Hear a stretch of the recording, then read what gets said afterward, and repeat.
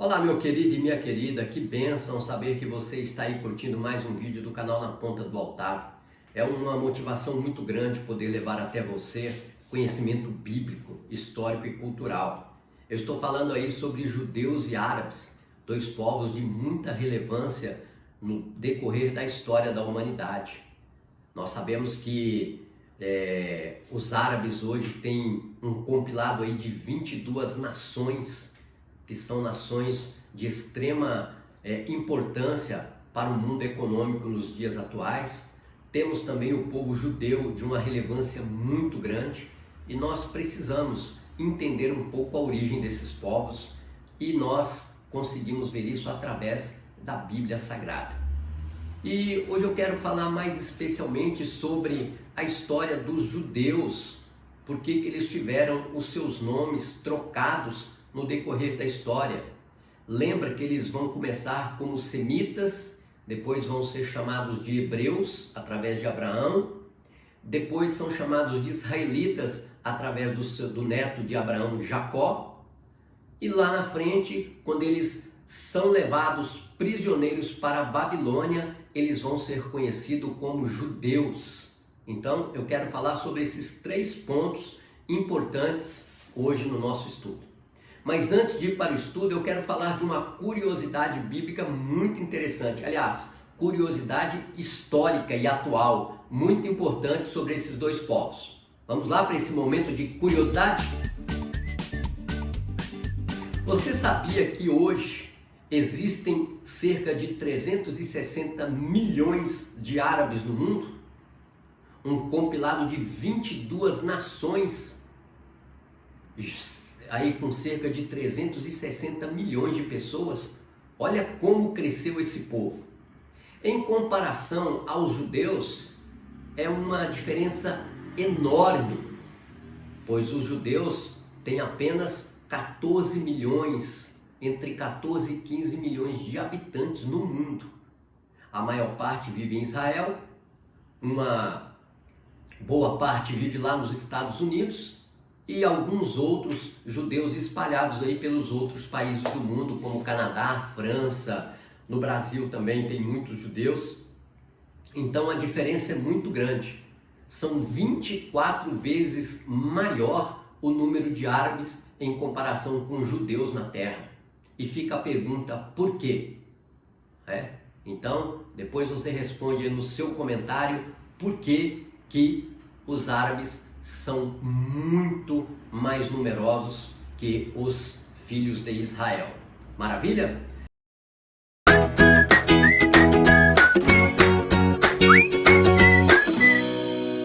Então vamos aí falar sobre Jacó. Jacó, o homem que lutou com Deus. Nós vemos esse relato ali no livro de Gênesis, capítulo 32, a partir do verso 22, nós vamos ver uma luta de Jacó com um homem. E Jacó, que tinha padecido alguns sofrimentos aí na mão do seu tio Labão, teve que trabalhar mais de 20 anos para o seu tio, para conquistar ali a sua liberdade. Ele praticamente trabalhou de escravo para o seu tio Labão. E no final de tudo, ele precisou fazer uma negociação para que ele pudesse sair com alguma coisa, levando ali consigo as suas esposas, Lia e também Raquel, e também os seus 12 filhos, incluindo aí uma menina, já que Benjamim ainda não era nascido ali na terra do seu tio. E o que vai acontecer nessa jornada de Jacó em retorno para a sua terra? Afinal de contas, ele queria voltar para a terra do seu pai Isaque, que era Canaã, para continuar em busca da terra prometida por Deus a eles. Tá certo? Só que ele vai ter que enfrentar o seu irmão Esaú. E Esaú tinha um ódio muito grande de Jacó. E Esaú fica sabendo que Jacó está vindo em direção a ele e vai ao encontro dele com 400 soldados, 400 homens. E Jacó fica temeroso, afinal Jacó não tinha um exército. Jacó tinha apenas a sua família, os seus filhos com as suas esposas e alguns servos. e fica sabendo que o seu irmão vem de encontro a ele, mas Deus coloca ali paz no coração de Esaú, a ponto deles reconciliarem, e Jacó usa toda uma estratégia para poder acalmar o seu irmão, enviando pessoas na frente para levar presentes para Esaú, mas na realidade a preocupação de Esaú era encontrar com Jacó para acertar suas contas. Afinal, Jacó tinha comprado a bênção da primogenitura, que Esaú não valorizou naquele tempo que era jovem, e depois roubou a bênção dele quando enganou o seu pai Isaque, ali induzido pela sua mãe. Nós podemos ver essa história relatada ali em Gênesis, a história de Jacó e Esaú, ali a partir do capítulo 26 de Gênesis até o capítulo 32, nós vemos todo o desenrolar, o desenvolvimento dessa história. Até que Jacó, como eu disse, ele vai precisar encontrar com Esaú. E nessa volta para ter esse encontro com seu irmão e ali reparar todo esse problema e tirar toda essa mágoa e esse ódio do coração de Esaú, Jacó ele vai ter um encontro com Deus. E nesse encontro, Jacó vai insistir novamente para que ele recebesse a bênção. Primeiro, ele pede a bênção para o seu pai. Depois, ele está aqui segurando um homem para receber também a bênção dele, já que ele sabia que ele estava lutando com alguém diferente. E a Bíblia relata aqui no capítulo 32 de Gênesis, eu quero ler esse versículo aqui, a partir do versículo 24, diz assim, versículo 24, e Jacó ficou sozinho, então veio um homem que se pôs a lutar com ele até o amanhecer. Quando o homem viu que não poderia dominá-lo, tocou na articulação da coxa de Jacó, de forma que lhe deslocou a coxa, quando lutavam. Então o homem disse, deixa-me ir, pois o dia já se desponta. Mas Jacó lhe respondeu, não te deixarei ir, a não ser que me abençoes. O homem lhe perguntou, qual é o seu nome?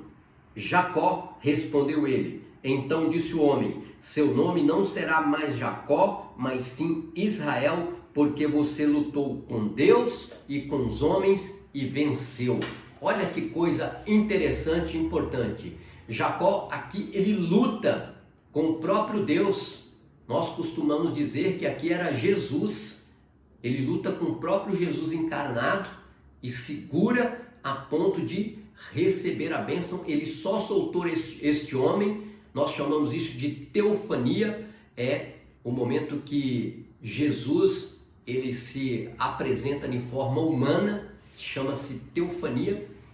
E ele vai abençoar Jacó, mas ao mesmo tempo vai dizer, a partir de agora você não é Jacó, você não tem mais essa identidade de enganador, o seu nome agora vai ser Israel, príncipe de Deus.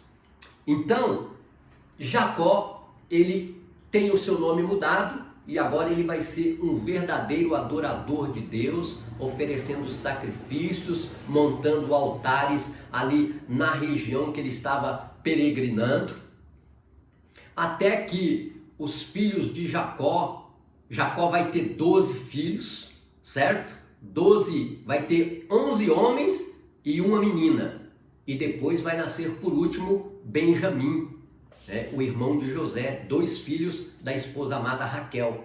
E Jacó vai no desenvolver aí da história, ele vai precisar descer ao Egito, onde José, seu filho, foi nomeado governador. Lembra a história de José? Eu não quero entrar muito aqui na história de José, que vai aumentar muito aqui o nosso vídeo, mas a história de José você pode ver também relatada lá em Gênesis. Todos nós conhecemos uma história muito, muito divulgada. José é vendido pelos seus irmãos, se torna governador lá no Egito e lá ele chama o seu pai com os seus irmãos para viver lá na terra de Gósen. E aí eles vão ser ali, durante um tempo vão viver muito bem, mas depois vão ser escravizados pelos faraós posteriores.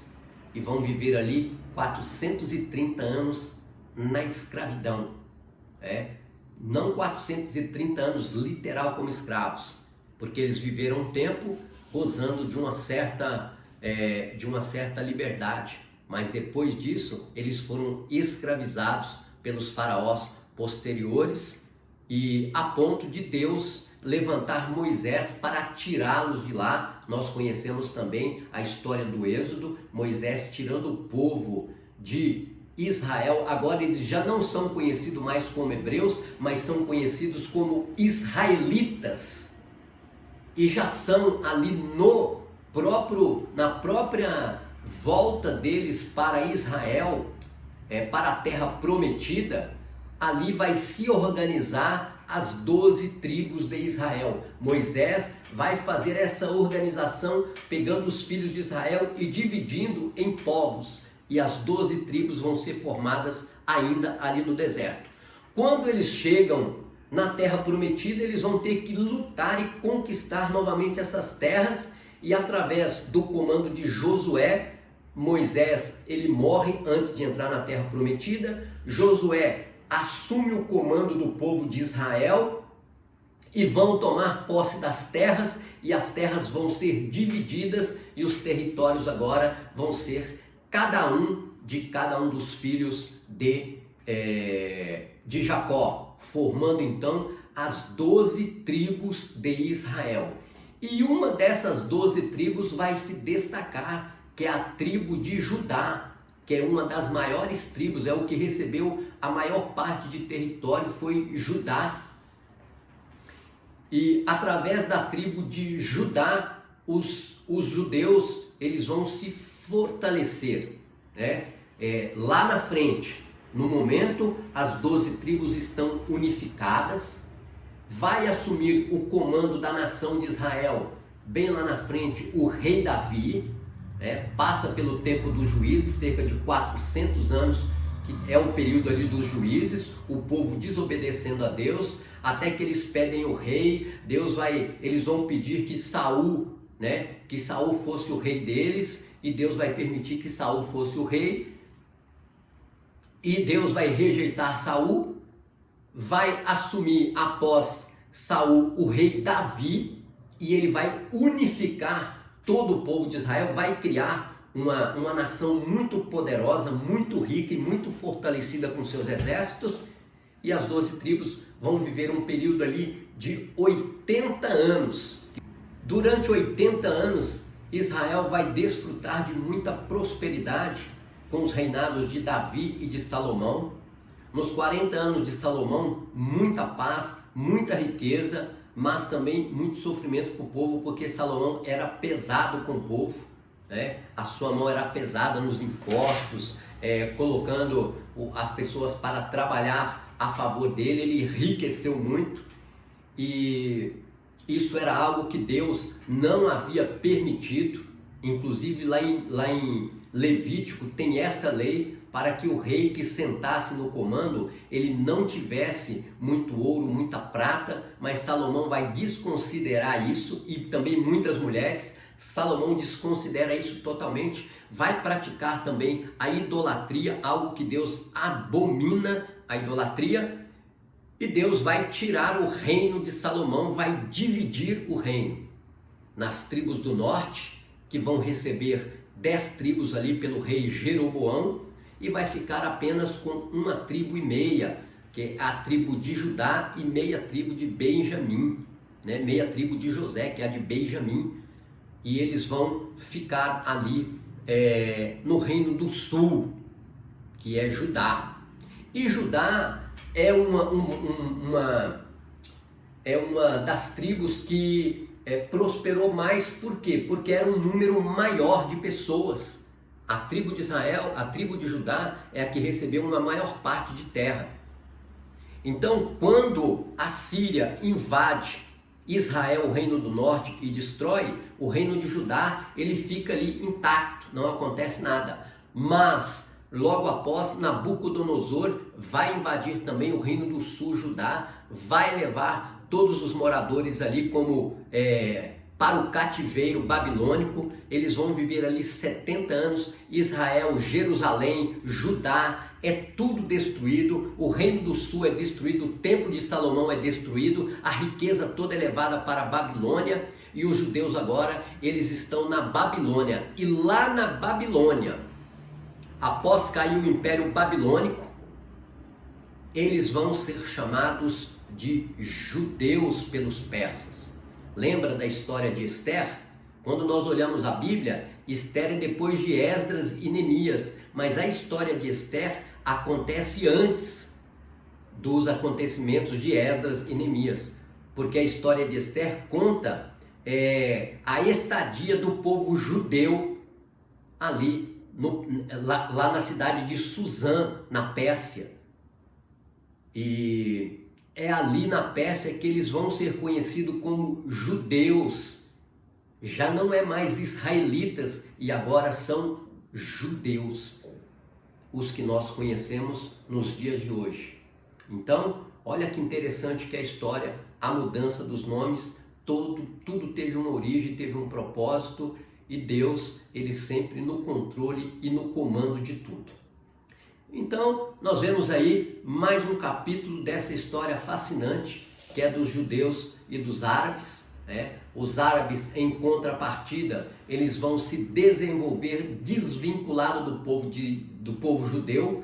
Pelo contrário, eles vão até perseguir e até hoje causam muitos problemas para os judeus, são muitos conflitos, é uma guerra constante, hoje já se tornou uma guerra política, eles querendo tomar um pedacinho da terra que Deus prometeu para o povo para os judeus. Essa terra jamais vai sair da mão dos judeus agora, somente com a volta do Senhor Jesus Cristo para destruir todas as nações que se levantam contra o povo judeu.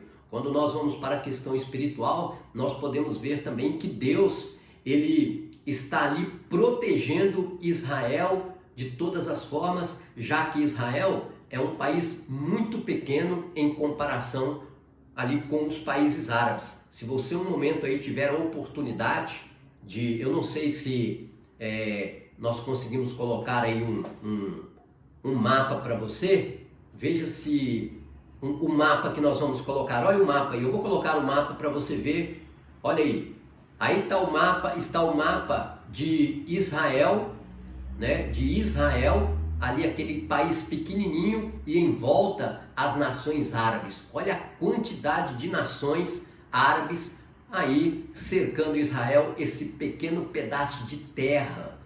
E esse pedaço de terra Deus protege, porque Deus tem uma aliança com esse povo aí, e é deste povo onde vai surgir ali, nesse lugar, que o Messias vai voltar para reinar por 1000 anos.